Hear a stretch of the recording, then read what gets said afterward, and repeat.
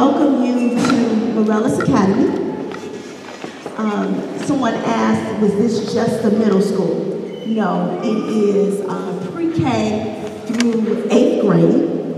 And we are so honored to have you here today and to have all of our special guests, our city officials that are going to be here today. We're looking forward to some rich dialogue and some conversation with those individuals. So with that, again, I just want to say welcome to you.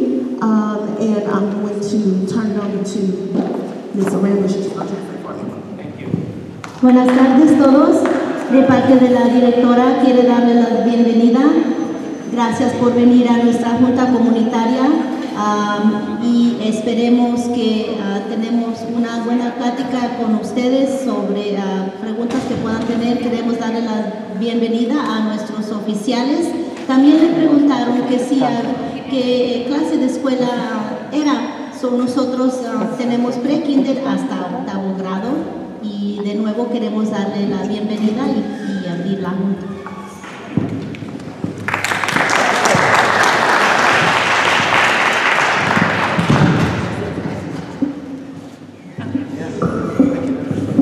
Good evening, everyone. I'm Alderwoman Garza. Sorry that the mic's a little short, but thank you so much for coming out tonight and taking part in our community meeting. We have some people here today that I'd like to introduce. Officer Steve Carroll, Commander Sanchez, City Clerk Anna Valencia, from the State Attorney's Office, Kim Fox is about 10 minutes away, but taking her place is Maureen Renault. We have Rick Bryan with Congresswoman Kelly's office. So how this is going to work, each of us are going to talk. We're going to hear from everybody about what's been happening out of their office. And at the end, we're going to take some questions and answers. So you guys, if you have a question, Nikki's going to pass out some index cards so you can jot notes down when each of us talk so that you can remember what you want to ask, okay? On May 15th will be 2 years that I've been in office serving you as Alderman. Thank you. It's 2 years, but it seems like 20. No, I'm teasing. I'm very humbled by the amount of support and just how things are happening in the ward. Everything is really going well. 13 new businesses have moved into our ward. We're going to be building CTA cars on 135th Torrance. It's going to create hundreds of construction jobs and 200 sustainable jobs after it's built. It's very exciting that the U.S. Steel site has been sold. Barcelona Housing Systems is going to be taking over that property. We're about 3 weeks out from the paperwork being signed. They're in the due diligence period right now, so they're going to be building over 12,000 homes there. So they're going to build a plant on the property, building the homes in the plant because they're going to be modular, not trailers, but they're going to be like prefab homes. It's going to be all union labor. They're already working with the building trades. I hooked them up with Ralph Affronti. So they're working with the Chicago Fed and the Chicago Building Trade Coalition.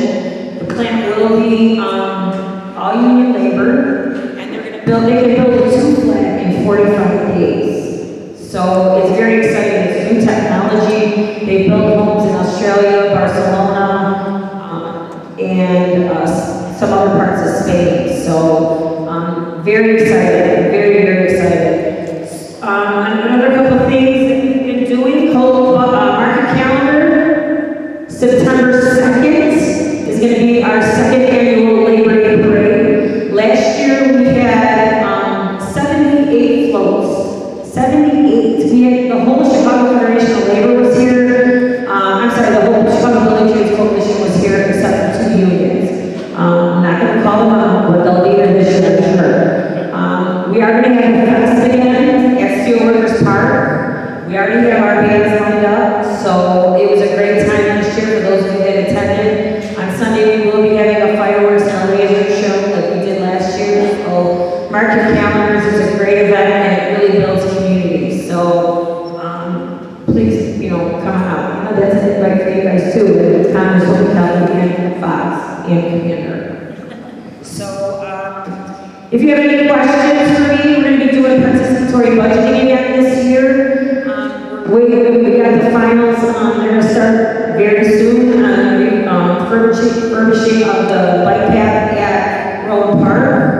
The CDOT is working on our community markers, and dog park we're still pushing forward with it, but it's costing a little bit more money than we thought. So I'm going to have to make some changes as far as amenities or something. But dog park now, people are working on that. So if you haven't been out to Big Marsh on 116th and Stony Island, you should really get out there. It's a beautiful parkland. It's a bike park marked after a bike park in Colorado. It's awesome. You got to go out there. 116th and Stony. You wouldn't even believe you're in the city of Chicago when you see it. That's really it. If you got our community calendars on the back of our newsletter, if you have any questions for me, please don't hesitate to ask. Our numbers in our office are always open. I don't like to call myself a politician. I like to say that I'm a public servant. And I'll never forget that you're my boss. So when I forget that, it's time to go. So I'd like to introduce Ms. Valencia. She is our city clerk. And so far she's doing a great job. She's coming out with, hands blazing. So anyway, here's Anna Valencia. Thank you. Can you guys hear me from here? Or I'll use this. Okay. So I just want to thank you so much for having me. The Alderman is working. She is on it, and so I love to see this so organized and all the information that you guys have. But I'm so happy to be here. Like I said to the gentleman in the front here, this is my first time, but it won't be my last time. So you'll see me quite a bit. I've been in for now 3 months, and we are working to make sure that the city clerk's office is just not about city stickers or dog licensing, which I know I heard something we got to work on over there.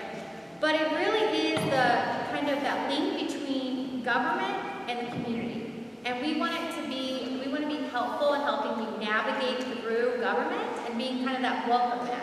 And so what I mean about that is, how can we be more accessible in the community and bring city services and use our technology for city council so that you can be engaged in what's going on in city council or downtown. And one of those new programs that we're going to be launching here by the end of the year is called Municipal ID, which we hate that name. So if you have a better name, we're going to be doing a naming competition to get a better name for the card. But what this is a valid government ID. This was started 2 years ago with a task force that looked at really barriers that people had facing identification.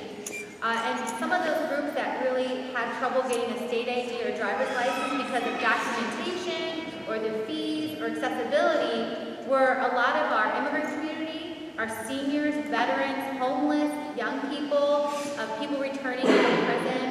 And so we really looked at that, what kind of card can we make that will help benefit these communities. And we're happy to say, with the Alderman's support yesterday, we passed this ordinance to make it into law, 44-4 yesterday. And so now we can start the program. And by the end of the year, we will be back here in the community being able to hand out these cards to every Chicago resident. We want this to be a card, not just for vulnerable populations, we want it to be a Chicago proud resident. And so this ID we're exploring may also be your library card or your CTA card all in one. We're also looking to have a veterans designation on the card so that veterans can also offer the discounts they get. So maybe a medical ID, so emergency contact for our seniors. And we're also exploring ways that we can partner with sporting teams, museums, local retail, and other places to offer discounts of prescription drugs, discounts, and etc. So New York, San Francisco, Oakland County, Oakland, and Detroit have all done a municipal ID. So we're learning best practices from what they're doing, and we're very excited about this program. So we'll be back again this fall to hopefully be able to work with you on getting these IDs out. So if you have suggestions on the card, we're still looking and asking questions on you know, should there be a fee or no cost, and what kind of discounts and benefits people want. You know, what should be the term? Should it be 4 years or 5 years for expiration? So we're still exploring these things with our community members. We've done 20 different listening tours all across the city. And so I'd love to hear your feedback and thoughts. And obviously, if you have questions about the program, I'm happy to answer any questions about the program. And we will be back here for ward sales for your city stickers. So that is next month. So we'll be back again here. And we're happy to answer any questions you have. So thank you so much for having me. So we do have our city sticker sale. I'm going to turn the mic over to Nicole Garza really quick. She's going to give you an update on some things that are coming because she knows the dates better than me. So I was talking about city sticker sales. I'm going to make an announcement on that. So I don't think you need the mic though, do you? Nicole Garza. Hi everyone, my name is Nicole Garcia. I'm Alderman Garza's Director of Constituent Services and Community Outreach. So our Ward City sticker sale will be May 23rd. Right now the location is to be announced because we have to move it for some facility reasons. But Alderman Garza said I do have a few updates. So if you have any constituent services that need to be filled, such as potholes, street lights out, you know, I don't know, sewer cleanings, you can go out these doors right here and see a constituent service coordinator and they can help fill that request as opposed to coming up to the mic and announcing it because we can help you with that outside. And lastly, some other information that we have out there is we are going to be starting our next participatory budgeting cycle. So what PB, or PB for short, is, it's a democratic process in which the community decides how our menu money is spent. And menu money is each alderman gets $1.3 million for infrastructure improvements each year. So we use infrastructure for repaving streets, redoing sidewalks, updating lighting. We use it to upgrade our parks. And so that's what infrastructure is. And what PB allows us to do is come together as a community, decide what projects we're interested in or passionate about, put it on a ballot, and then vote on it. So if you are interested in joining participatory budgeting, becoming a community representative, please see us in the hallway. Or if you have any ideas on how you think we should spend this $1 million, so project ideas, please, again, you can fill out a form. If you're really passionate about a project at a park and you want to get a team of people behind you to put it on the ballot, again, you can see us outside. So if you have any questions regarding community or constituent services, community outreach, you can visit us or you can ask for me. Thank you, Nikki.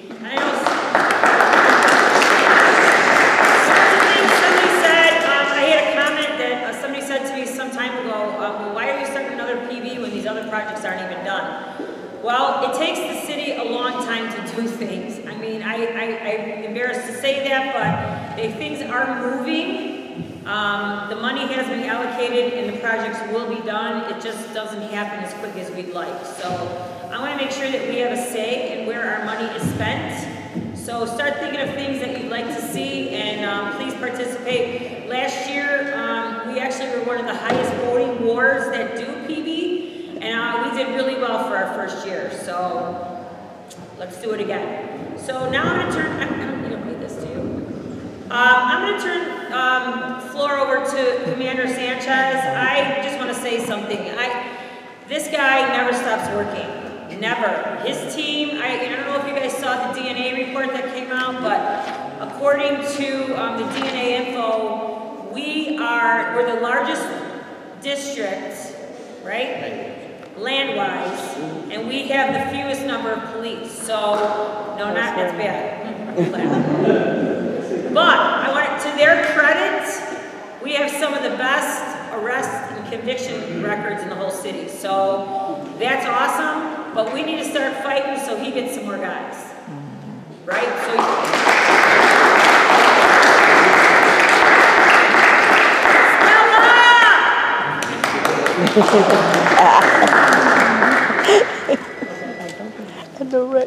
I'm sorry. So now I'm going to Noel Sanchez. Good evening, everybody. I like to stand, so I hope you guys don't mind. I am the commander of the 4th District. My name is Noel Sanchez. Believe it or not, I went to kindergarten in this school. Went to Bowen, down the street, and I do have a vested interest in this community, okay? It sort of hurts me to see what the neighborhood has gone through, a change, okay? I see that. As a kid, I used to go, my parents would let me go. We'd have 3 boys, me and my 2 other brothers. We used to walk from 87th and Muskegon to the Shelton over at 79th and Exchange. Right? Yes, the Shelton. Go to the Gators, go to Goldblatt's, go to Yo Woolworth, right? Yeah. And now it pains me to hear that people are afraid to leave their house. It pains me to hear that. I tell you that I get angered when I see something that should happen, like our pastor at OLG who got robbed last week. Angered me. It should anger you. Now, we've got a very impressive group of individuals here tonight. And you know what sort of gets me a little bit bothered? Is that there ain't more people in this audience listening to this impressive group. Yes. This person right here put a lot of people to come here. I'm nobody, I'm just a commander. You guys are very impressive people to come and sit here, to listen, and to give you information. That's what I need. I need the community to start coming out. I need the community to start getting involved. I need the community to take a step. Not to be afraid anymore. Because you guys are the guys that have to live here. You guys are the people that I'm fighting for every day. I am tired of going to beat meetings. Like she says, I go to more beat meetings probably than my predecessors, probably my last 4 predecessors combined. My wife thinks I'm cheating on her, that's how much I'm working. Okay? All I can tell you is I take a vested interest in this community. And it doesn't matter, we do have the biggest district in the city.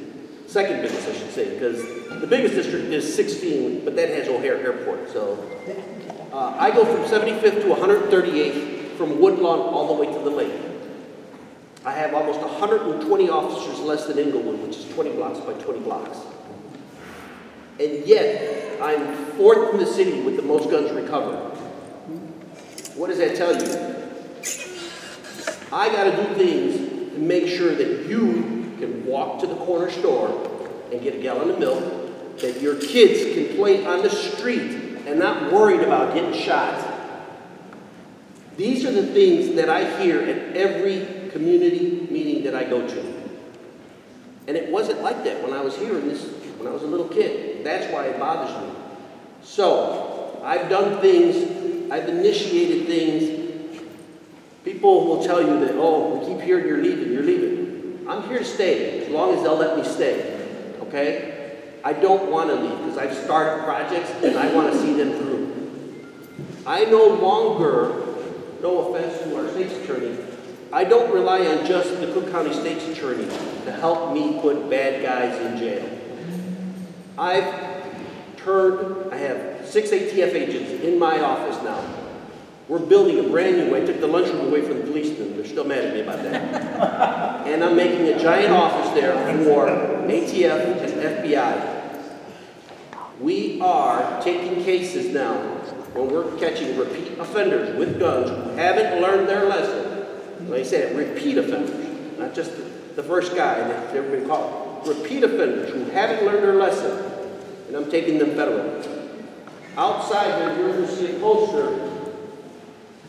It's on the table, much like this. It's a community awareness poster. 4th District is a Project Safe Neighborhood District. My goal, this gentleman here is a gang member, didn't learn his lesson, we caught him again, we took his case federally. I've got 15 cases from last year, and this year we're already up to the 15th for this year alone. I'm taking them federally to get them off our streets so that you can go to the corner store. So that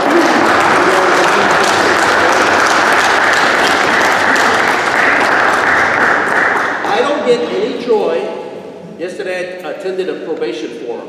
These are all gun offenders who are on probation. I attend these probation forums, and I tell them the consequences if I catch them again, that I will come down as hard as I can on them.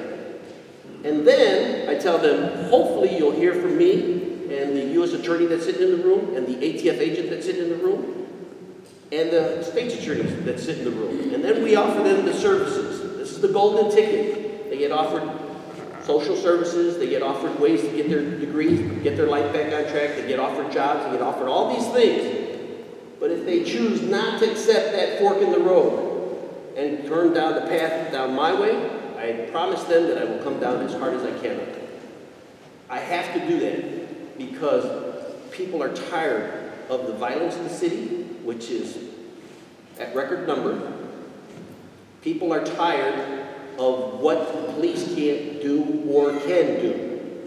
I will do my best for you guys, but I need your help. I need you guys to call the police. And I say this with the notion that everyone, regardless of your immigration status, regardless of where you're from, your economic status, whatever your status is, the police department will never ask your background as far as your immigration status. I don't care. But if you're a victim of a crime, I need to know about it so that the next person isn't a victim of a crime. People from Honduras, Haiti, Mexico, Colombia, wherever you're from, I don't care about it. We are not an immigration police. We do not turn you over to ICE. We do not do any of those things, okay? But people are afraid to call the police. Don't be afraid to call the police, because we treat every victim the same. We need to know what's happening so that we can take care of the problems in the neighborhood. The more people that call, it's a two-way street. The more you call, the more downtown realizes that I need help. Then I'll get the resources that I need. So you help me, I'll help you. You have my word on that one, okay? Thank you, folks. And now we have a couple words from Senior Advisor Rick Bryant from Congresswoman Kelly's office. It's a combination. Hello, everybody. As the Alderwoman said, I'm Rick Bryant. I work with Congresswoman Robin Kelly, your Congresswoman. We're well represented here tonight, by the way. One of our former staffers, Dante Sawyer, is here, and one of my co-workers, the youngest, the newest member of our staff, the smartest member of our staff, and happens to be from the 10th Ward, is Jasmine Alvarez, right here. Jasmine. Excuse me, sir. And, may I ask you a question? Stella, can we wait till the end? We have questions later. Wait. While you are giving us your information, do you have a question and answer period? Yes, ma'am. We do it at the end. Coming up. Yes. So I'm just going to say very briefly, kind of a more global view here is that, the South Side has had some rough times over the last few years, but I do honestly believe that a lot of good things are happening out this way, and I'm just going to go through some of them very quickly, just to show you that I'm not making this up. First of all, a couple miles from here, and later next summer, I believe they're going to break ground for the new Obama Presidential Library and Museum. It's a couple miles from here. That's going to be a nice asset to the community, something that a lot of people would be very envious of. As the Alderwoman mentioned, USX, you got 500 acres of lakefront property, beautiful, beautiful property that now someone is finally going to start developing. There'll be homes out there, there'll be multi-use development, there'll be some commercial development, there'll be parks. We got 500 acres of brand new development right in the heart of the 10th Ward. A couple miles southwest of here, we have the new national monument, the Pullman National Monument, which is already bringing in not only tourists, but a lot of new businesses, a lot of new interest in the south side. That's, a few miles from here, just like it's as far that way as the Obama Library is that way. You guys are right in between those two things. So we can kind of see a tourism mecca developing in the south side, something which we've never had before. It's a new kind of tourism, new kind of industry, but it's something we should all be excited about.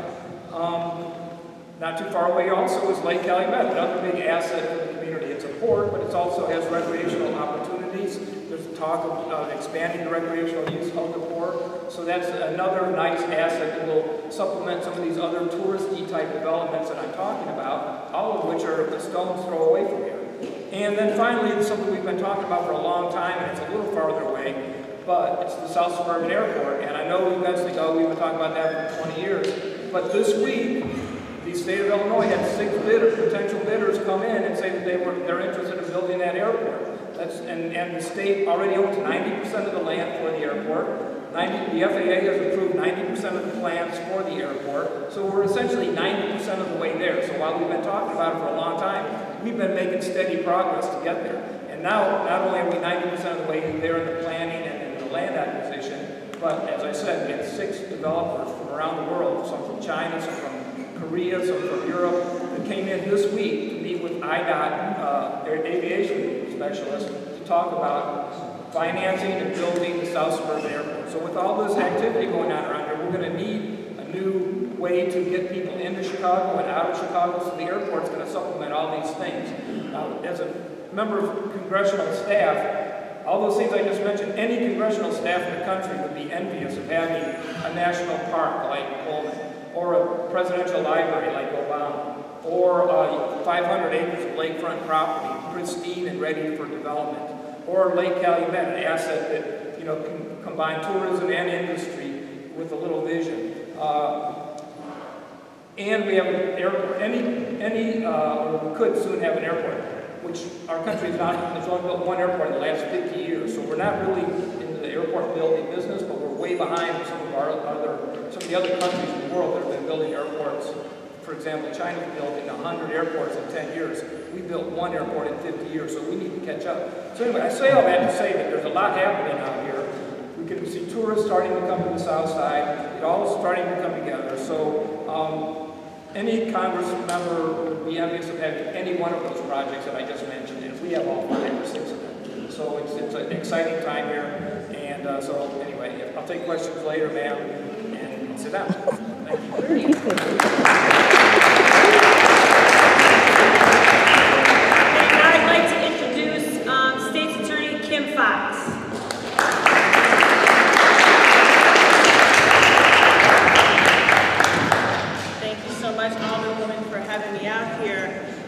It's been 4.5 months since I took office back in December, and we've had a number of things that we've been working on that I want to share with you all this evening and gladly take your questions.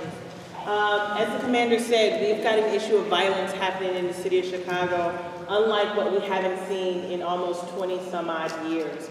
And so one of the early things that we did in the State's Attorney's Office was meet with Superintendent Eddie Johnson, then U.S. Attorney Zach Farden, as well as the special agents in charge of the ATF, the FBI, the U.S. Marshals, and the DEA.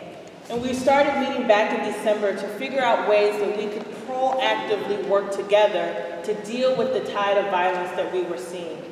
So often when we talk about violence, we see it in the aftermath. We don't really have a strategy to go after violence before it starts. How do we intervene? How do we prevent things from happening?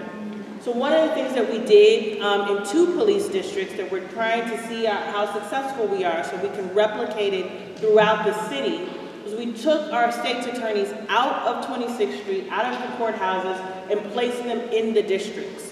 So we had them in 7 and 11. We had 2 assistant state's attorneys in each of those districts, and they were partnered up with 2 U.S. attorneys in the districts. And why does it matter? As police officers are building the cases, as you've heard from the commander, one of the frustrations that a lot of our partners had was, is this going state? Is this going federal? They build up a case and they give it to the state, and the state said it's better if it goes federal. Or you build up a case for federal, and the federal says it should go state. What we did by having both U.S. attorneys and state's attorneys together with CPD and the federal agencies was that we could build those cases together from the very beginning. And those assistants who are out there working on intelligence gathering, building up those cases, then will follow those cases all the way through. So the people who are making the charging decisions are going to be the same people who go to the grand jury, the same people who take that case to trial, and the same people who go to sentencing. We call that vertical prosecution. And the reason we do that, because there's a lot of frustration that happens when we see cases that are filed and then someone's found not guilty or a charge isn't sustained, and we don't want that. There's a frustration that we have too when we look at the numbers, when we look at the gun crimes. One of the first things that I did when I came in was says, let's look at how successful we are in the cases that we have. Because I know a lot of people have confusion. Someone's arrested by sure they're going to be convicted, they're going to be in jails. And the sad reality was when we looked at our conviction rate, we were at 52%. So what does that mean?